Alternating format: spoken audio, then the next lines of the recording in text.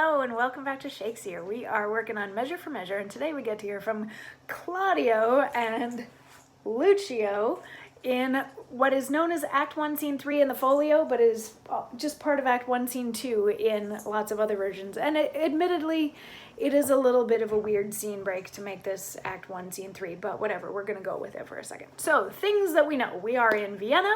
The Duke has put Angelo in charge, and he's going to go off and do some other things, and he'll write them some letters from time to time just to keep track of everybody. But Angelo is supposed to be there enforcing the law, and Angelo and Aeschylus are working together, Angelo being in charge, Aeschylus being second in command, but neither was really clear on what their job responsibilities are. So at the beginning of Act 1, Scene 2, in both the folio and other versions, we see Lucio and a couple of other guys just sort of hanging out in a street. Some productions put them in a bar, whatever. They're hanging out and they're talking, and we learn from their conversations that lots of proclamations and edicts have come down since Angelo was put in charge.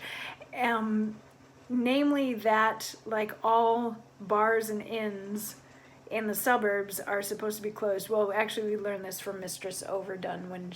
Isn't that a name? Mistress Overdone? When she comes in and joins the guys in the conversation, we find out that the bars and inns are being shut down because they are dens of debauchery, and it was only through the grace of some wealthy patron that bars in the city are allowed to stay open. But yeah, we get the sense that there's this great big crackdown happening on any sort of vice or debauchery or anything of that ilk. And then Pompey, the clown Pompey, comes in and tells everybody that Claudio, who's just a guy that they all know, he's one of their friends, acquaintances, whatever, that Claudio is being hauled off to jail and he's going to be beheaded because he got his girlfriend Julietta pregnant, but they're not married, you know. And everybody's sort of like horrified by this.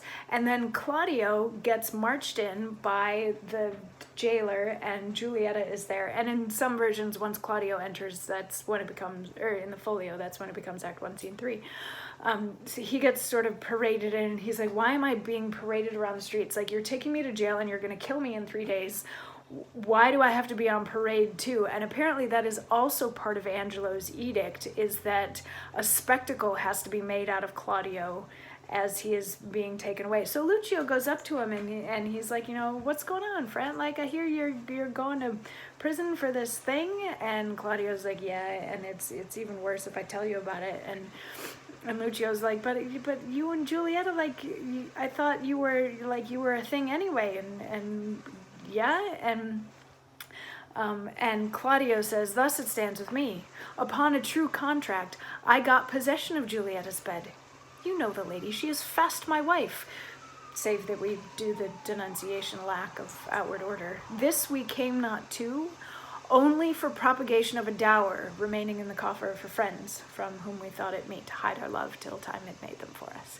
But it chances the stealth of our most mutual entertainment, with character too gross, is writ on Juliet. With child, perhaps? Unhappily, even so. And the new deputy, now for the Duke, whether it be the fault and glimpse of newness, or whether that the body public be a horse whereon the governor doth ride, who newly in the seat that it may know he can command, lets it straight feel the spur, whether the tyranny be in his place or in his eminence that fills it up, I stagger in. But this new governor awakes me all the enrolled penalties, which have, like unscoured armor, hung by the wall so long that 19 zodiacs have gone round and none of them been worn, and for a name now puts the drowsy and neglected act freshly on me. 'Tis surely for a name.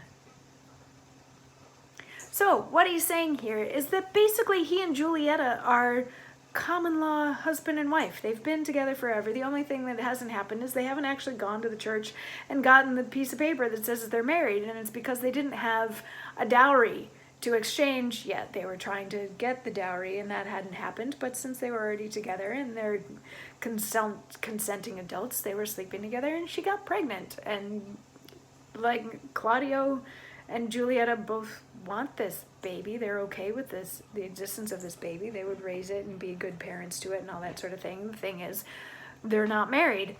And then Claudio, in the second half of his bit, goes on to expound upon the fact that this is Angelo's doing. And this is Angelo, like, he doesn't know if Angelo is trying to assert his power because this is brand new power, or if he's just like a mean person in general, or if this is because he's trying to live up to some crazy standard or whatever. But what Angelo has done is gone and found all of these laws that have not been enforced for 19 years, and he is now enforcing them like to the letter of the law. So apparently somewhere in Vienna there's a law that says that if you get a woman pregnant out of wedlock, you're to be beheaded for it.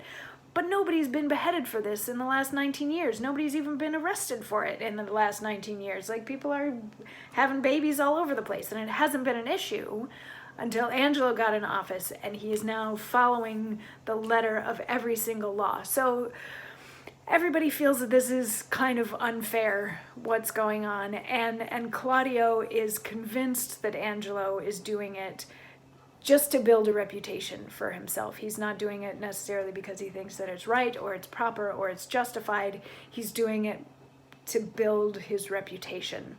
And Lucio basically agrees with him, and then Claudio has a little bit more to say, and we will get into that little bit more that Claudio has to say tomorrow. So I will see you then for that. Mwah.